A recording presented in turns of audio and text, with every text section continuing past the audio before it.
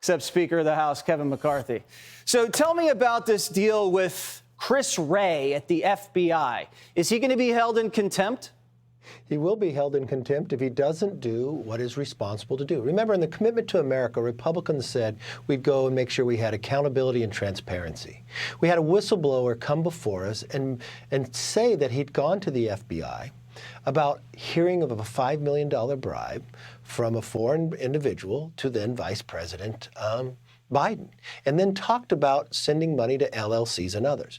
We subpoenaed that because, remember, Congress has the constitutional right of the oversight of the FBI. This document is not even classified. What is the first thing that Director Wray said?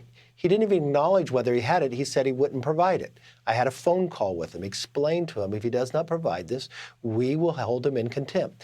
Now he said, yes, we do have the document, but he'll only show it to the chairman and ranking member. That is not how the Constitution works. Everybody on the Committee of Oversight, Republican and Democrats, have a right to see this unclassified document. If he doesn't come forth and allow everyone to see it, we will move contempt charges against him on Thursday. Secretary Blinken had the same problem when he would not give the documents about what happened in Afghanistan. He now realizes, yes, he should supply it to everybody on the committee. Congress has the constitutional right to oversee and to hold this government accountable. We are loaned the voice of the people, and we have a right to see it and look. The FBI now says there's an ongoing investigation. I wonder why there was an investigation before. They also said they need to protect the individual. We understand that. I see documents that way all the time.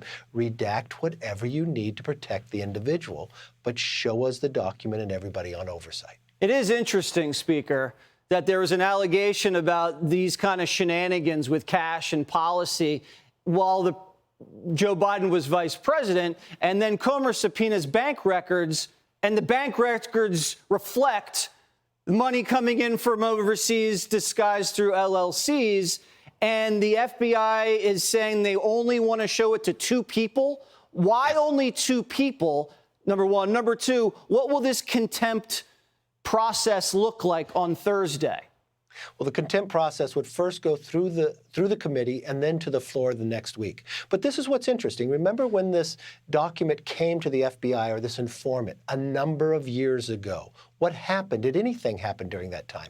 And what they accused this vice president, what they said they heard, was a foreign entity would supply money to an LLC that would send more money to an LLC that would get to the president, the vice president, based upon actions he would take place.